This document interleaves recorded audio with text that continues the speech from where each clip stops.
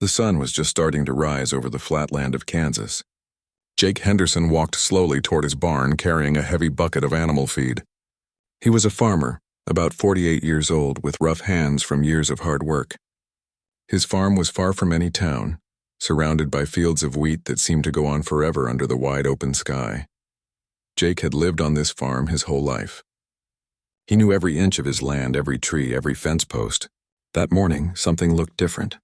As he got closer to the north field, he saw that the wheat was crushed down in a big circle.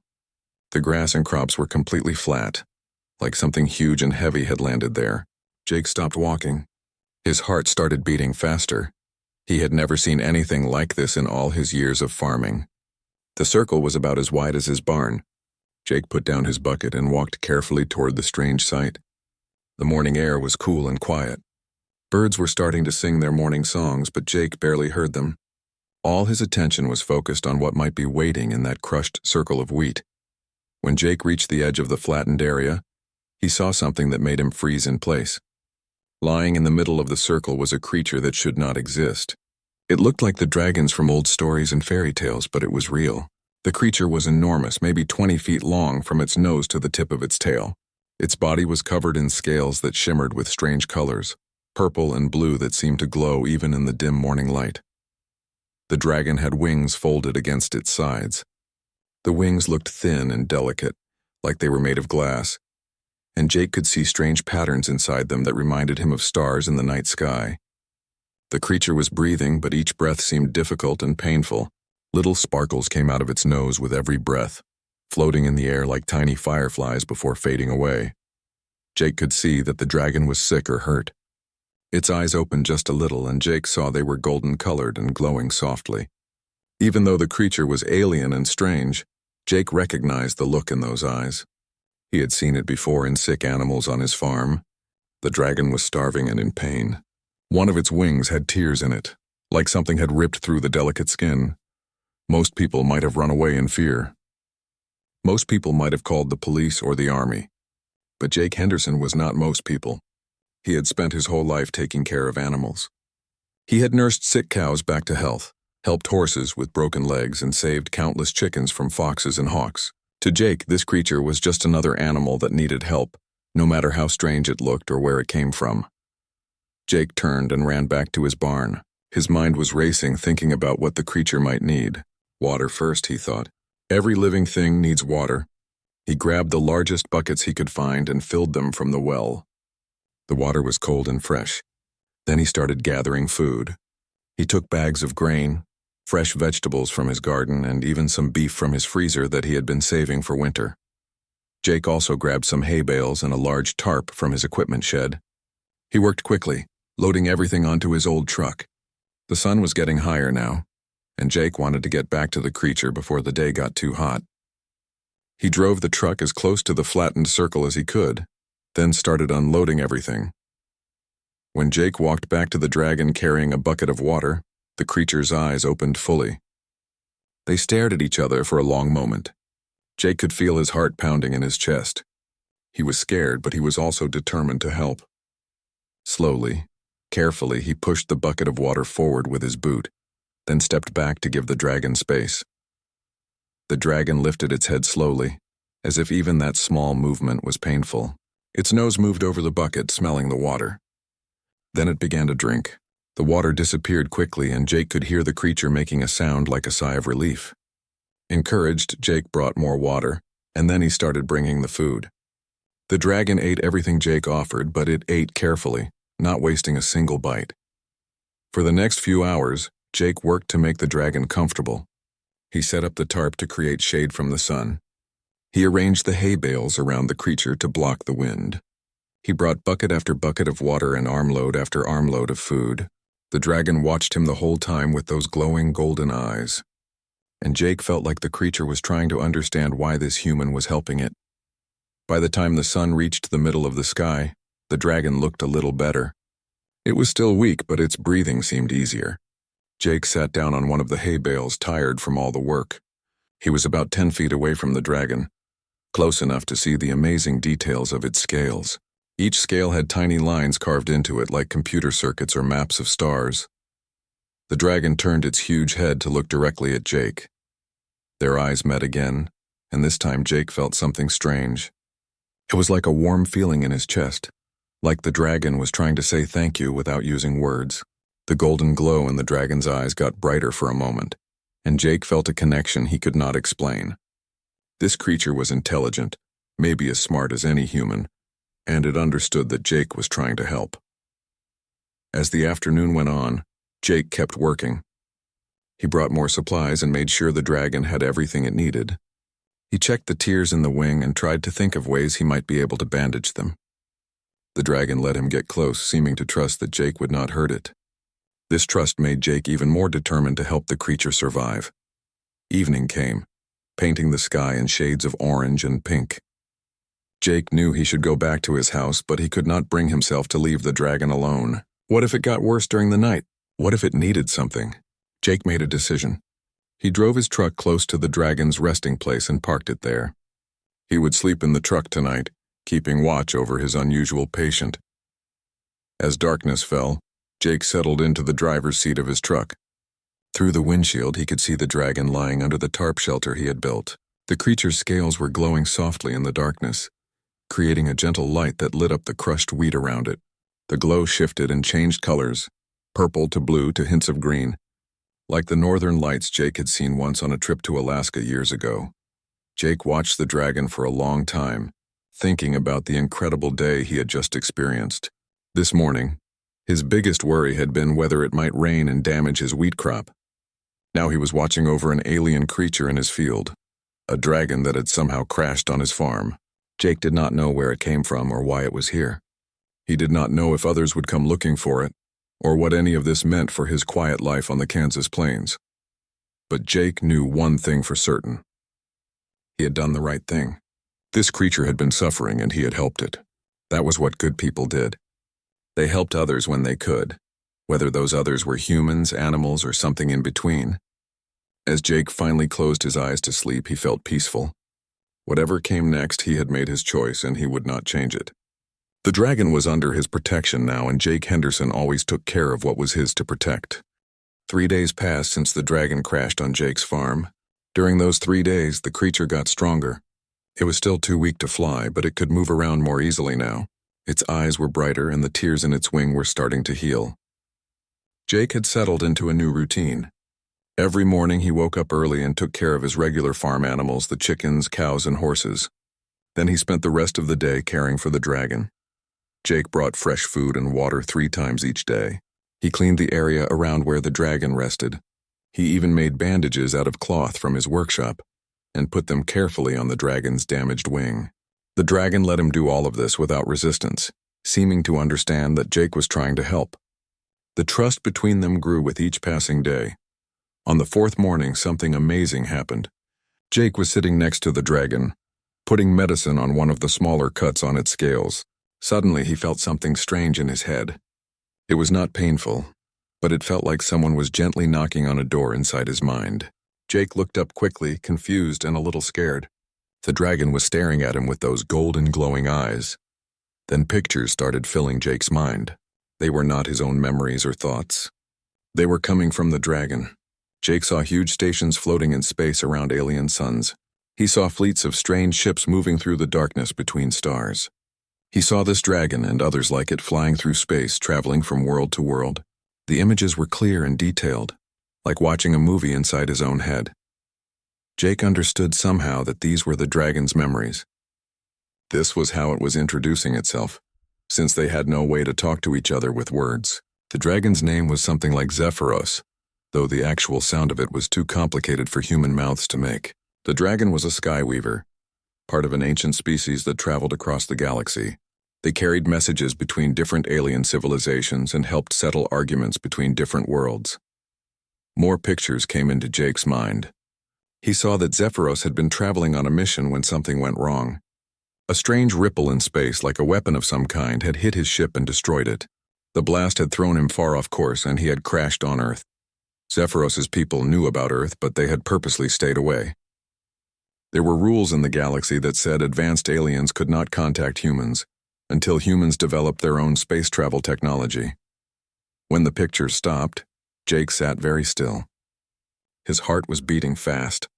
He had just learned that aliens were real, that there was a whole community of different species living out in space, and that this dragon in his wheat field was a respected diplomat who traveled between worlds. It was almost too much to believe, but Jake could not deny what he had just experienced. The images had been too clear, too detailed to be his imagination. Jake did not know if Zephyros could understand human speech, but he spoke anyway, hoping his feelings would get through somehow. He said that he was glad he could help Zephyros, and that the dragon was welcome to stay on his farm for as long as needed.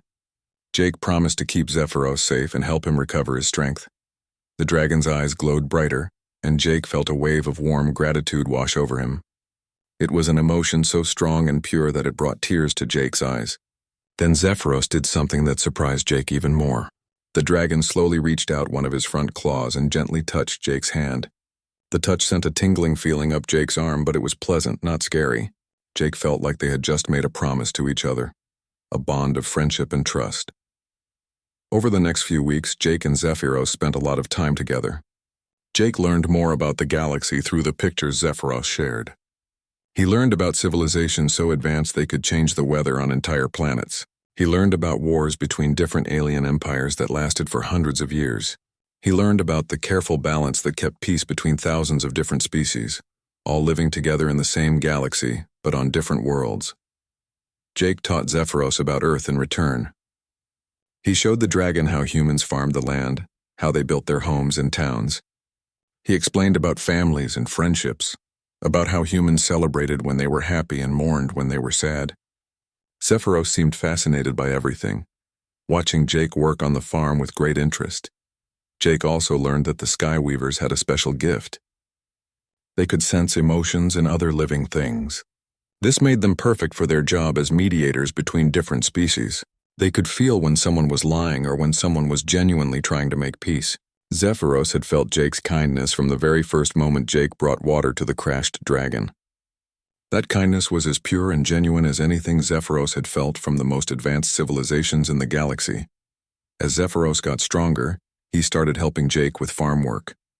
The dragon could breathe fire that was hot enough to melt metal, but he could also breathe cold air that was freezing. Using careful control, Zephyros helped Jake with different tasks.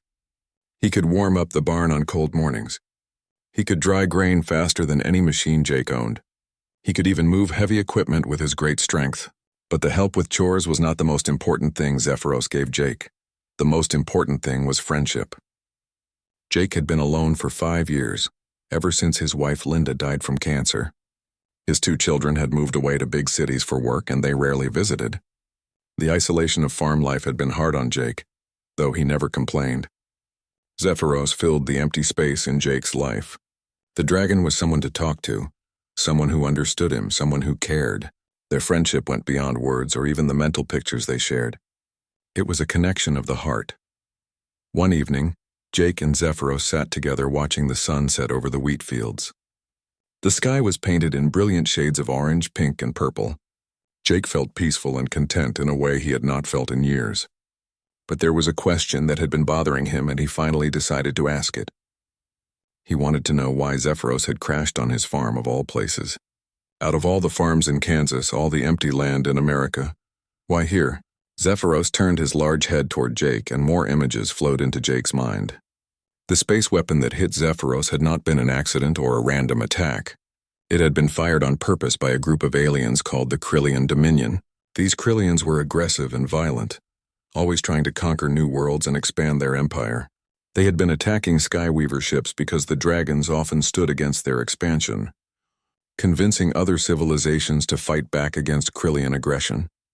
Zephyros had been running away from a Krillian attack when the weapon hit him.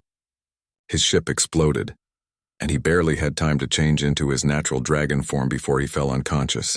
He crashed on Earth without meaning to, pulled down by the planet's gravity. That he survived the crash at all was incredible luck. That he landed exactly where Jake Henderson would find him seemed like more than just luck. It seemed like fate.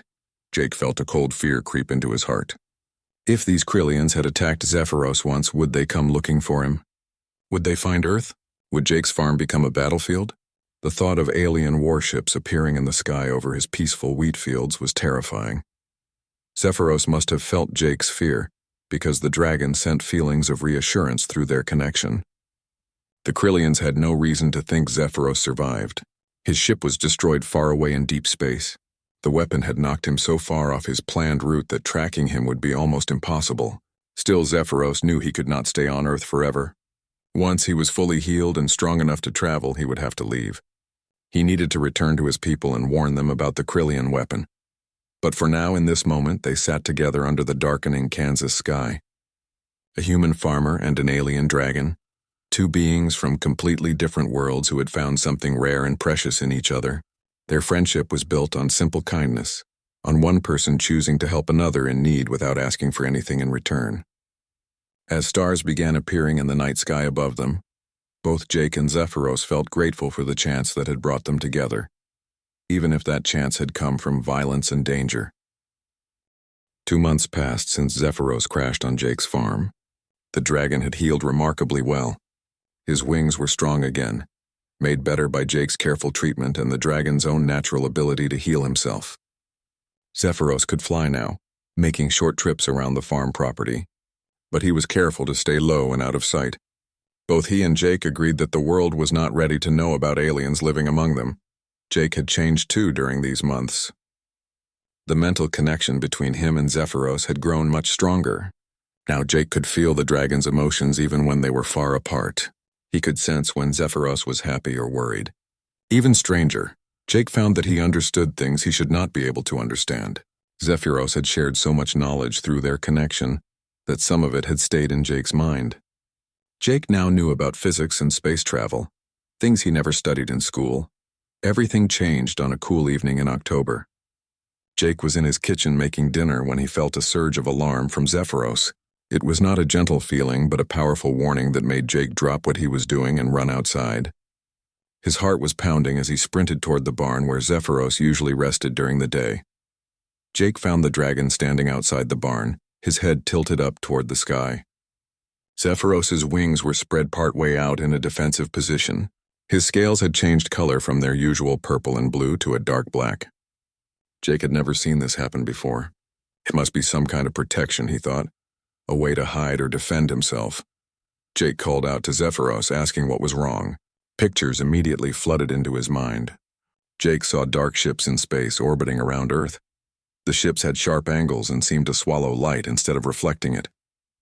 Krillian scouts. They had found Zephyros. Somehow, despite everything, they had tracked him to Earth.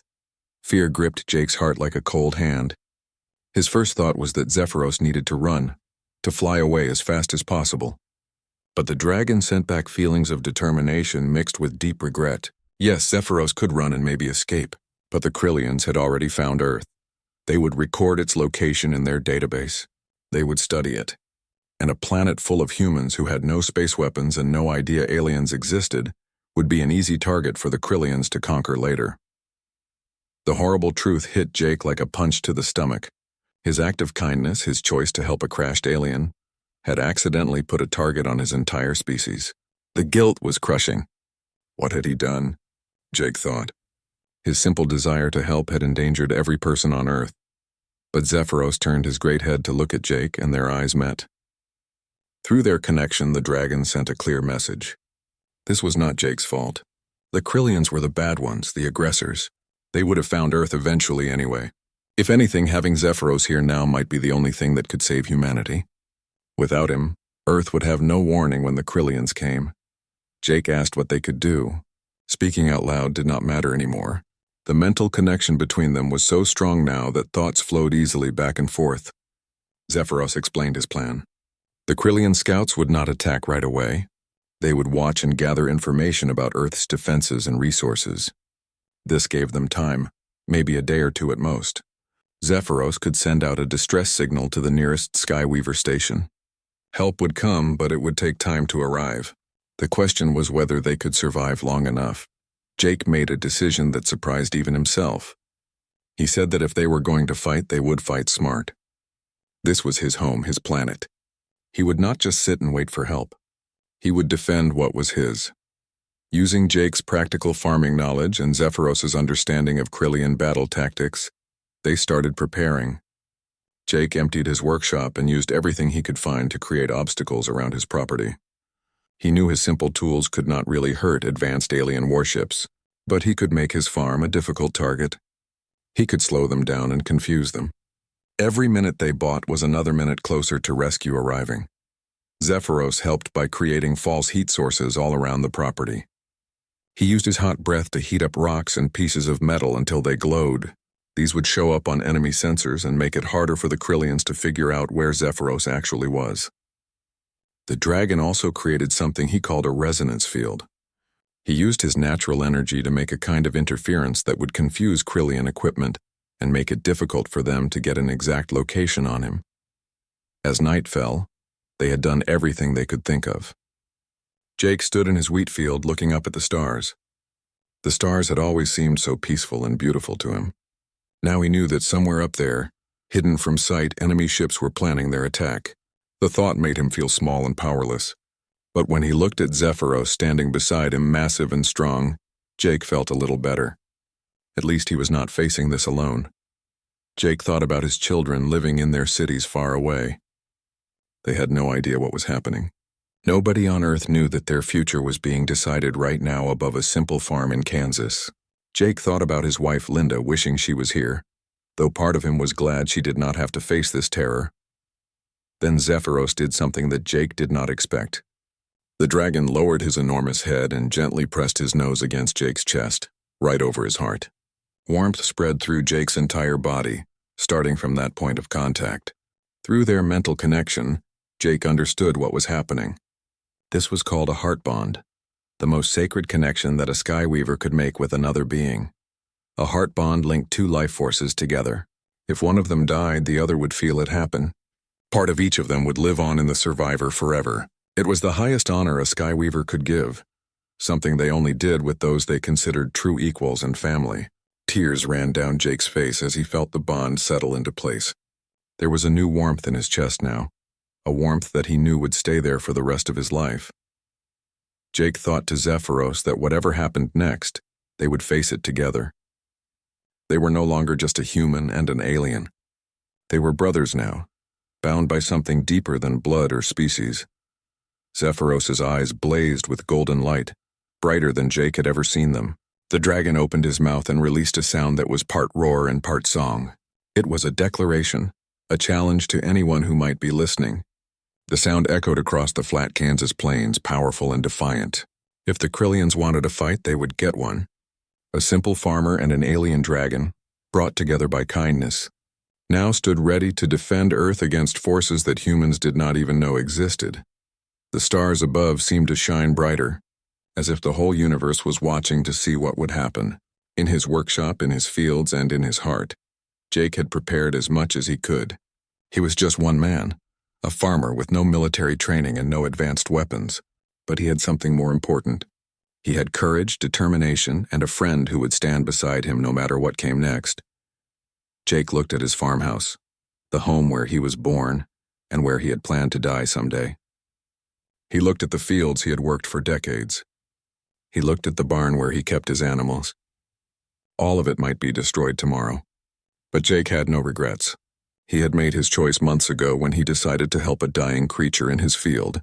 That choice had led him here to this moment, and he would make the same choice again without hesitation. The night air was cool and quiet.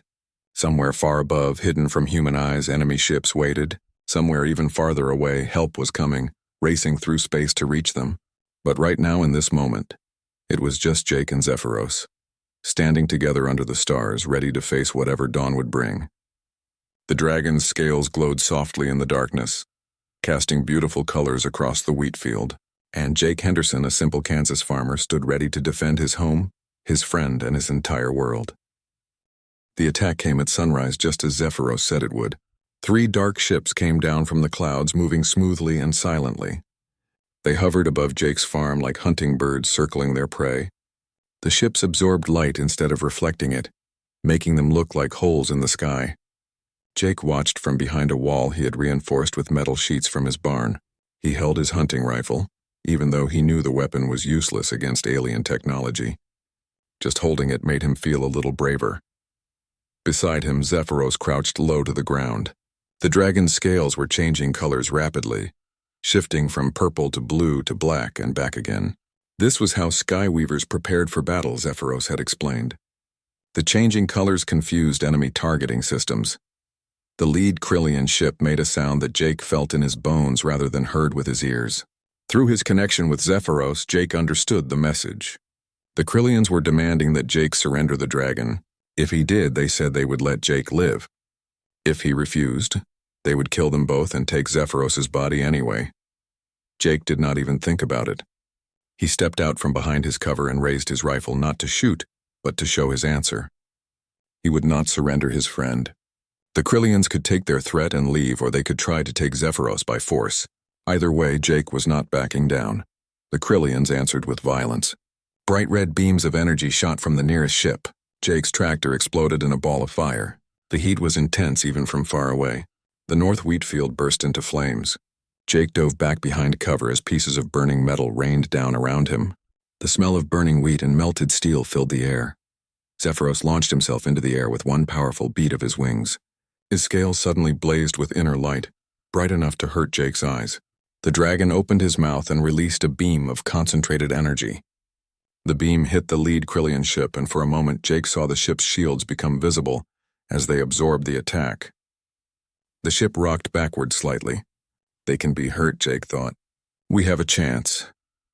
What followed was a battle unlike anything Jake had ever imagined. Zephyros flew through the air with incredible grace and speed, dodging the red energy beams that the Krillians fired at him. He attacked with different kinds of breath. Sometimes it was super hot, creating explosions when it hit the enemy shields. Sometimes it was freezing cold, forming ice crystals in the air. The resonance field he had created made it hard for the Krillians to track him accurately, forcing them to aim by sight rather than using their advanced sensors. Jake helped however he could. He used the traps they had prepared. When one ship came down low to get a better shot at Zephyros, Jake set off an explosion he had rigged using bags of fertilizer from his barn. The blast did not damage the ship's shields, but it created a huge cloud of dust and smoke that blocked their view and confused their sensors. In the confusion, Zephyros got in several good hits. The battle felt like it lasted for hours, though it was probably only about 20 minutes. Jake's farm was being destroyed piece by piece. His equipment was melted slag. His fields were on fire. Buildings he had maintained for decades were reduced to smoking rubble. But Jake found that he did not care about any of it. Property could be replaced. His friend could not. All that mattered was surviving until help arrived. Then disaster struck. One of the Krillian ships got a clear shot and hit Zephyros directly on his damaged wing. The dragon's roar of pain was deafening. Through their heart bond, Jake felt the agony as if it were his own. Zephyros tumbled from the sky and crashed into what was left of the barn. Broken wood and twisted metal flew in all directions. Jake's heart felt like it stopped beating. Terror and grief flooded through him. Without thinking, he ran toward the barn.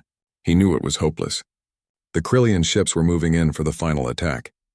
Their weapons were charging, glowing brighter and brighter. But Jake could not just hide and watch his friend die. If Zephyros was going to die, then Jake would die beside him.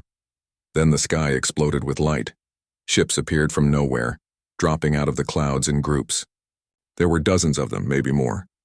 Each one was different in size and shape, but they all had the same symbol painted on their sides. It was a dragon wrapped around a star, the mark of the Skyweaver fleet. Help had arrived, and they had brought allies. Jake recognized some of the ships from the memories Zephyros had shared. There were elegant vessels from the Tyrillian Concordat, massive battle cruisers from the Andorian Defense Alliance, and many smaller ships from species Jake had never heard of. The 3 Krillian ships tried to escape. They turned and started to climb back toward space, but they were surrounded and outnumbered. The rescue fleet opened fire. Within seconds, 2 of the Krillian ships were disabled. Their shields failed and their engines went dark. The ships started falling slowly to the ground, held up by tractor beams from the rescue fleet. The 3rd Krillian ship managed to activate some kind of emergency escape system. It disappeared in a flash of sickly green light, leaving behind only a bad smell in the air. Jake reached Zephyros as the first rescue ships landed in his fields. The dragon was hurt badly but still alive. His breathing was labored and his eyes glowed only faintly. But when he saw Jake, relief and happiness flooded through their heart bond. They had done it. They had survived. Jake fell to his knees beside Zephyros. Tears streamed down his face. He placed his hand on the dragon's scaled head and they shared a moment of silent communication. "We made it," Jake thought. "We actually made it." A figure emerged from the nearest rescue ship. It was another Skyweaver, this one with deep green scales that shimmered like emeralds. She hurried toward them, her wings folded tight against her body. Other beings followed her, some that looked almost human and others that were clearly alien. They carried medical equipment and immediately started examining Zephyros. The green Skyweaver looked at Jake with surprise and amazement in her eyes. Through the mental network that all Skyweavers shared, she could sense the heart bond between Jake and Zephyros. She had never seen such a bond between a dragon and a human before. Jake wanted to stay close to Zephyros, but two medics who looked vaguely humanoid but with blue skin gently pulled him away. They insisted on examining Jake too, checking him for injuries. Jake protested, saying he was fine, but they did not listen. They ran strange devices over his body, scanning him, while other medics worked on stabilizing Zephyros. As the fear and excitement faded, Jake looked around at what remained of his farm. The house was still standing, miraculously untouched by the battle. But almost everything else was destroyed. His fields were full of craters and fires. His barn was collapsed. His equipment was melted or blown apart. Decades of work and care had been erased in less than half an hour. But as Jake watched the alien rescue teams working to save Zephyros, as he felt the concern and respect coming from beings from all across the galaxy, he realized something. The farm was just land and buildings and machines. All of that could be rebuilt or replaced. But what he had with Zephyros, the friendship and bond they had created, that was irreplaceable. That was worth more than any amount of property. The green Skyweaver approached Jake after the medics finished checking him. She lowered her head in a gesture of deep respect. Though they did not share a heart bond, Jake could feel her emotions through her connection with Zephyros. She was grateful, impressed, and filled with something like awe. Through Zephyros, her thoughts reached Jake's mind. She told him that he had saved one of their most respected diplomats. More than that, he had held off a Krillian attack force with nothing but courage and clever thinking. She said that Earth would have to know the truth now. The galaxy could no longer pretend humans did not exist. What had happened here today would change everything for Jake's world. Jake looked up at the alien ships filling the sky above his Kansas farm. He understood the weight of what she was saying. Life on Earth was about to change forever. His life had certainly changed forever. But as he felt Zephyros's steady presence through their heart bond, alive and getting medical treatment, Jake found that he had no regrets at all. He had done what any good person should do. He had helped someone who needed help. The fact that the someone was an alien dragon had made the consequences bigger and stranger than he ever imagined. But the core of it was simple. Jake had seen suffering and chosen compassion over fear. He had seen danger and chosen bravery over safety. And when the moment came, he had chosen his friend over his own life. These were not heroic choices to Jake. They were just the right choices, the only choices he could have made and still been able to look at himself in the mirror. 6 months passed since the battle that people now called the Henderson Incident. Jake stood on the observation deck of a huge space station called Starlight Citadel. This station was the diplomatic center of the Galactic Council, where representatives from hundreds of worlds came to meet and make decisions. Through the large window, Jake could see Earth floating below, blue and beautiful and peaceful. It was hard to believe that just months ago his planet had come so close to disaster. The weeks after the battle had been crazy and overwhelming. Earth's governments were contacted by the Galactic Council.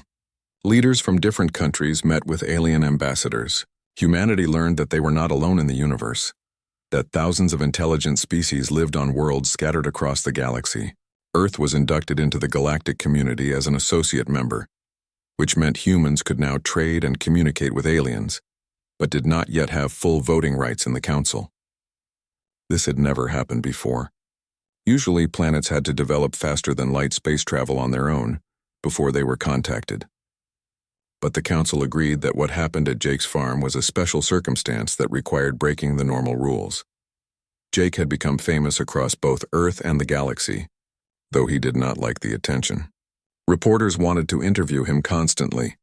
Artists created paintings and sculptures of him. Children dressed up as him for Halloween. But Jake insisted to everyone who would listen that he was not a hero. He was just a farmer who helped someone who needed help. The fact that the someone was an alien did not change the basic kindness of the action, but the galaxy saw it differently. In a universe where most species acted out of self-interest and calculated advantage, Jake's simple act of compassion had become symbolic. Here was a human with no knowledge of galactic politics, no advanced technology, and no reason to help beyond basic human decency. He had risked everything to save a Skyweaver. Then when enemies came, that same human had stood and fought against a powerful alien empire, with nothing but courage and farm equipment. The story resonated across countless worlds and cultures. It reminded everyone that true strength was not about weapons or technology, but about character and compassion. The Skyweavers started calling Jake the first friend, and the title spread quickly. His simple farm in Kansas had been declared a protected historical site.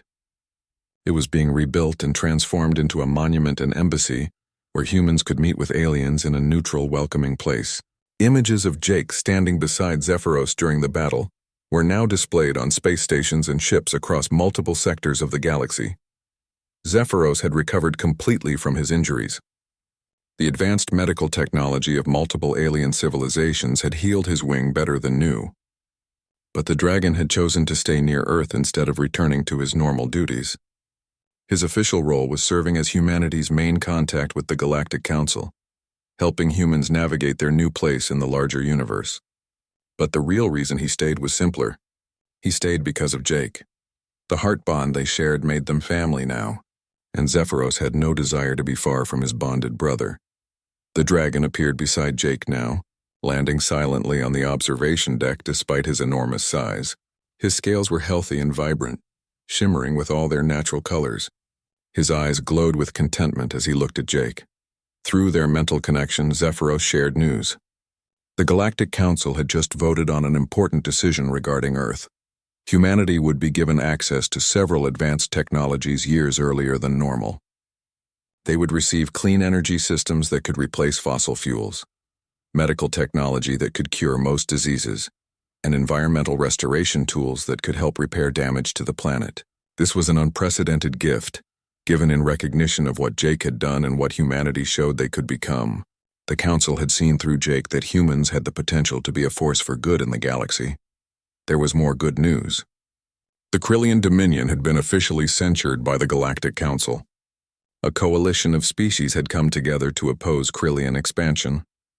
The weapon they used against Zephyros had been banned by treaty, and the Dominion faced severe economic sanctions if they continued their aggressive behavior. The battle at the Henderson farm had become a turning point in galactic politics, proving that unprovoked aggression would not be tolerated by the galactic community. Jake took in this information with his usual humility. He had not tried to change galactic politics or become a legend. He had just helped a suffering creature. Everything else that followed was simply the natural consequence of that one choice. But Jake was glad that his actions had led to good things for both Earth and the galaxy. His thoughts turned to his children. His daughter Lisa had been terrified when she first learned what happened, but then became fascinated by the idea of alien civilizations. She joined the new human diplomatic corps and was now training to be an ambassador to other worlds. His son Peter had always been good with machines, and now he worked as an engineer, helping integrate alien technology with human systems. Even though Linda was gone, Jake could see her influence in their children. She had always taught them to face new challenges with courage and curiosity rather than fear. Through their bond, Zephyros sent warm feelings of affection. He told Jake that he had changed everything, not just for Zephyros personally, but for countless beings across the galaxy. The legend of the Kansas farmer and his dragon friend would be told for generations. It would inspire others to choose kindness over fear, compassion over indifference. Jake smiled and placed his hand on Zephyros's scaled foreleg. He told the dragon that inspiration was not why he did it. He helped Zephyros because the dragon needed help, because it was the right thing to do. If other people felt inspired by that, Jake was glad. But he would have made the same choice even if nobody ever knew about it. The choice itself mattered more than any recognition or reward. Zephyros responded that this attitude was exactly why Jake's actions were so meaningful. In a galaxy where kindness was often seen as weakness, Jake proved that compassion could be the greatest strength. He showed that civilization should not be measured by technology or military power, but by how beings treated those who were vulnerable and needed help. They stood together in comfortable silence, watching Earth slowly rotate below them. Jake thought about his old life as a simple farmer. He had never imagined that feeding chickens and planting wheat would somehow prepare him for the most important moment of his life. But maybe that was the whole point. The small acts of kindness, the daily choices to do right by others, those were what built character. When the extraordinary moment came, Jake had not responded with fear or clever calculation. He had simply done what he always did, what felt right in his heart. Word of their friendship had spread throughout the galaxy. Parents told their children about the farmer and the dragon as a bedtime story. Diplomats mentioned their bond when arguing for cooperation between different species. Artists created sculptures and paintings celebrating their partnership. The legend was growing with each retelling, becoming bigger and more mythical. But Jake knew the real magic was not in the legend. It was in quiet moments like this, standing beside a friend who happened to be from another world, connected by a bond deeper than words or species. This was what truly mattered. Not the fame or the galactic consequences, but the simple fact that two beings from different worlds had found real friendship, trust, and love. A group of young skyweavers approached the observation deck, students who wanted to meet the famous first friend. Jake greeted them warmly. They were small, not much bigger than large dogs with scales that had not yet developed their full colors. They asked Jake questions about Earth and farming and what it was like to fight the Krillians. Jake answered patiently, making jokes to put them at ease. Meanwhile, Zephyros shared memories of their first meeting through the mental network all Skyweavers had. The young dragons watched through the shared memories as Jake brought water and food to a starving dragon. They felt his compassion, his lack of fear, his determination to help. They experienced the battle through Zephyros's eyes, seeing the simple farmer stand against alien warships with nothing but courage. When the memory sharing ended, one of the smallest younglings approached Jake shyly and touched his hand with a tiny claw. It was a gesture of deep respect. Tears came to Jake's eyes at the innocent sincerity of it. After the students left, chattering excitedly to each other, an older Skyweaver approached. Her scales were silver with age, and her eyes held the wisdom of centuries. Through Zephyros, Jake learned that this was the matriarch of the Skyweaver Council, one of the most respected beings in the entire galaxy. She had lived for over 1,000 years and advised countless civilizations. The matriarch spoke directly into Jake's mind, her thoughts formal but warm. She thanked Jake on behalf of all Skyweavers across the stars for saving Zephyros. She told him that his kindness had created effects that would be felt for thousands of years.